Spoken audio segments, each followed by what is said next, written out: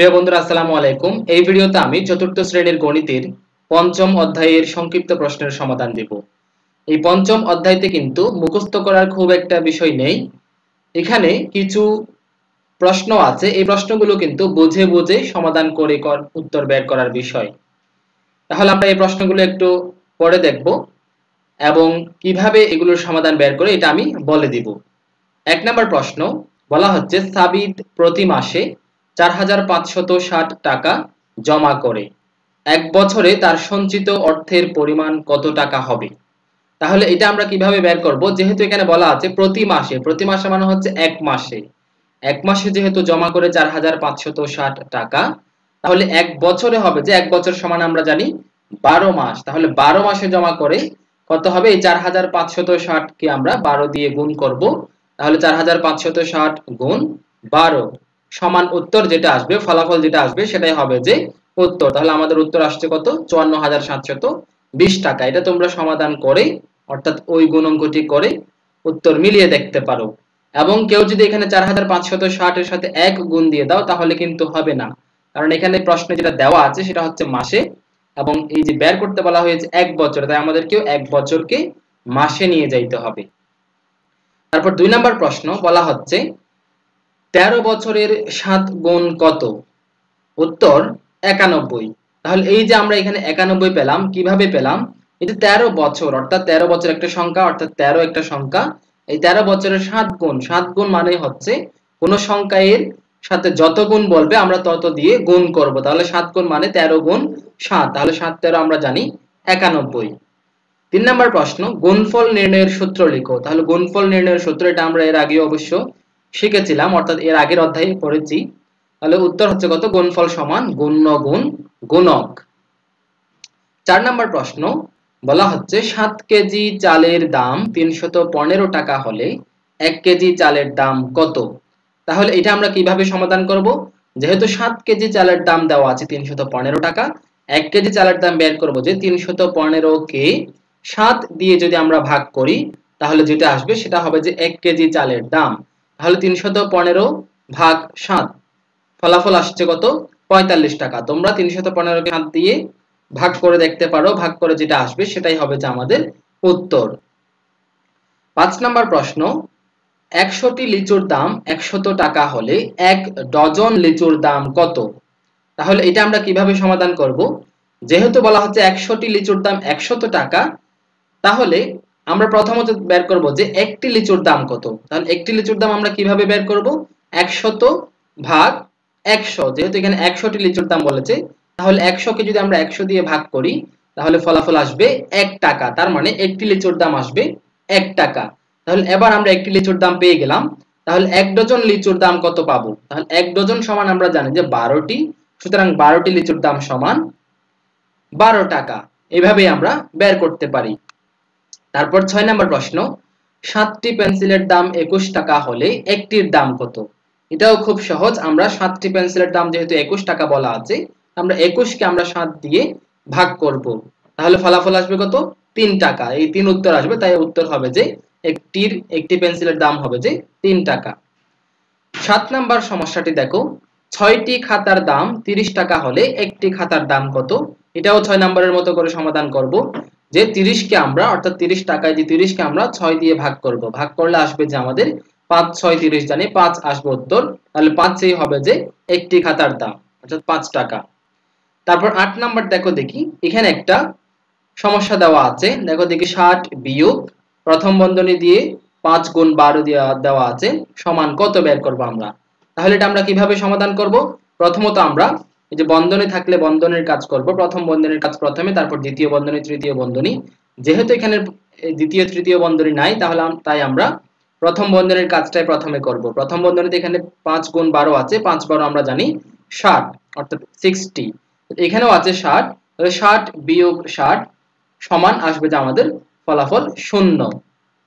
আশা করি এটা বুঝেছো। এবার ৯ নাম্বার প্রশ্ন দেখো দেখি, ৫টি খাতার দাম ৫০ টাকা হলে একটি খাতার দাম ৫০ অপেক্ষা, তাহলে এখানে একটা ফাঁকা ঘর দেওয়া আছে বা শূন্যস্থান দেওয়া আছে। এটাতে আমরা প্রথমত যে কি লিখবো সেটা আমরা প্রথমত এই অঙ্কটার সমাধান বের করব। একটি খাতার দাম, প্রথমত আমরা একটি খাতার দামটা বের করব। তাহলে 5টি খাতার দাম 50 টাকা, তার মানে একটি খাতার দাম 50 ভাগ 5, তার মানে কত পাবো আমরা? আমরা জানি 5 10 এ 50, অর্থাৎ একটি খাতার দাম আমরা পাচ্ছি 10 টাকা। তাহলে এই 10 সংখ্যাটি, একটি খাতার দাম 50 অপেক্ষা, তাহলে 10 সংখ্যাটি 50 অপেক্ষা নিশ্চয়ই কম, অর্থাৎ 50 এর চেয়ে ছোট একটি সংখ্যা, তাহলে কি হবে এখানে? কম হবে, 50 অপেক্ষা কম হবে বলবো আমরা, এই যে কম হবে, উত্তর কম হবে। তারপর 10 নম্বর সমস্যাটি দেখো, বলা হচ্ছে সেলিনা আক্তার এর সাপ্তাহিক আয় 1750 টাকা হলে তার দৈনিক আয় কত? তাহলে প্রথমত দেখো দিকে এখানে যেই বিষয়টা দেওয়া আছে সেটা হচ্ছে সাপ্তাহিক। সাপ্তাহিক মানে হচ্ছে 7 দিনের, অর্থাৎ তার এই যে সেলিনা আক্তারের 7 দিনের আয় দেওয়া আছে, 7 দিনের আয় হচ্ছে 1750 টাকা। তাহলে আমরা দৈনিক বা একদিনের আয় কিভাবে বের করব? এই যে 1750 কে আমরা 7 দিয়ে ভাগ করব। তাহলে 7 দিয়ে ভাগ করলে যে ফলাফলটি আসবে, যে উত্তরটি আসবে সেটি হবে যে আমাদের উত্তর। তাহলে 7 দিয়ে ভাগ করলে আসছে কত? 250 টাকা। তোমরা এই ভাগটা করে মিলিয়ে দেখতে পারো। তারপর 11 নম্বর সমস্যাটি দেখো দেখি, একটি সংখ্যার 5 গুণ 290 হলে সংখ্যাটি কত? তাহলে আমরা সংখ্যাটি কিভাবে বের করব? এই 290 কে আমরা 5 দিয়ে ভাগ করব। 5 দিয়ে ভাগ করলে আমাদের ফলাফল আসছে 58। এই 58 পেলাম। তোমরা চাইলে এরপর যাচাইও করতে পারো, এই যে 58 সংখ্যাটিকে 5 গুণ করতে পারো, 5 গুণ করলে অবশ্যই 290 আসবে। তাহলে আমরা এই যে 58 কিভাবে পেলাম? 290 কে 5 দিয়ে ভাগ করে পেলাম। ঠিক আছে, এটা যদি একটি সংখ্যার যত গুণ বলবে তত গুণ আমরা ওই সংখ্যাটিকে তত গুণ দিয়ে ভাগ করব। তারপর 12 নম্বর প্রশ্ন দেখো দেখি, 18 হালি আমের দাম 432 টাকা, একটি আমের দাম কত টাকা? তাহলে এই অঙ্কটি পারার জন্য তোমাদের অবশ্যই এই যে হালি সমান কি সেটা জানতে হবে। এই হালি সমান হচ্ছে, আমরা জানি এক হালি সমান 4টি। তাহলে এই যে 18 হালি বলেছে, প্রথমত আমাদেরকে 18 হালি সমান কত সেটা বের করতে হবে। তাহলে 18 হালি সমান কিভাবে বের করব? আমরা 18 কে 4 দিয়ে গুণ করব, যেহেতু এক হালি সমান 4টি। তাহলে 4 দিয়ে গুণ করলে 4 18 আমরা পাবো যে 72। এই যে 72 পেলাম আমরা, তার মানে এই যে প্রশ্নটি হলো যে এরকম, 72টি আমের দাম 432 টাকা। এবার আমরা একটি আমের দাম কিভাবে বের করব? 432 কে 72 দিয়ে ভাগ করব। কেউ যদি 432 কে 18 দিয়ে ভাগ করে দাও তাহলে কিন্তু উত্তর সঠিক আসবে না। তাহলে 72 দিয়ে ভাগ করলে আসবে কত? 6 টাকা। তাহলে এই 6 টাকাই হবে আমাদের একটি আমের দাম। তাহলে আশা করি বুঝেছো তোমরা। এবার 13 নম্বর প্রশ্নটি দেখো দেখি, একটি খাতার দাম 12 টাকা হলে কত টাকায় 4টি খাতা পাওয়া যাবে? তাহলে একটি খাতার দাম যেহেতু 12 টাকা, তাহলে 4টি খাতার দাম 4 গুণ 12 বা 12 গুণ 4, ফলাফল আসবে 4 12 48 টাকা। 14 নাম্বার খুবই সহজ একটি প্রশ্ন, এক বছর সমান কত মাস? এই যে 12 মাস, এটা যদি তোমাদের যদি মুখস্থ না থাকে, জানা না থাকে, তাহলে মুখস্থ করে নেবে। এক বছর সমান 12 মাস। এক বছর সমান কত দিন? 365 দিন। সাধারণত আমরা এক বছর সমান কত দিন বললে 365 দিন বলবো। 16 নাম্বার, এক ডজন সমান কয়টি? এক ডজন সমান আমরা জানি 12টি। 17 নাম্বার, এক হালি সমান কতটি? এই যে একটু আগে আমি বলেছি এক হালি সমান 4টি। 18 নাম্বার, রনি প্রতি মাসে 450 টাকা সঞ্চয় করে। সঞ্চয় করা মানে হচ্ছে জমা করা।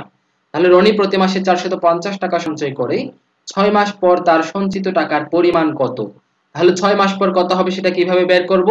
যেহেতু এক মাসে 450 টাকা, তাই 6 মাস পর সমান 450 গুণ 6। 450 গুণ 6 করলে ফলাফল আসছে কত? 2700 টাকা। তোমরা এটা গুণ করে সমাধান কত আসে মিলিয়ে দেখতে পারো। 19 নাম্বার প্রশ্ন, বলা হচ্ছে একটি ঝুড়িতে 75টি আপেল আছে, এরূপ দুইটি ঝুড়িতে কয়টি আপেল আছে? কিভাবে সমাধান করব? যেহেতু একটি ঝুড়িতে 75টি আপেল আছে, তাহলে দুইটি ঝুড়িতে আপেল আছে সমান হবে যে 75 গুণ 2। তাহলে ফলাফল আসবে কত? 150টি। তোমরা এটা মিলিয়ে দেখতে পারো। তাহলে এটা গুণ করে এই যে 150 আসলো, 150 হবে যে আমাদের উত্তর। 20 নম্বর বলা হচ্ছে 50 সংখ্যাটি 25 এর, তারপর শূন্যস্থান দেওয়া আছে। তাহলে 50 এবং 25 এর মধ্যে সম্পর্ক কি দেখতে পাচ্ছি আমরা? দেখতে পাচ্ছি 50 সংখ্যাটি 25 এর দ্বিগুণ, তাই এখানে খালি করে হবে যে দ্বিগুণ, উত্তর দ্বিগুণ। এরকম আমরা এগুলা হচ্ছে একটু চিন্তা করে বের করার প্রশ্ন মতো প্রশ্ন।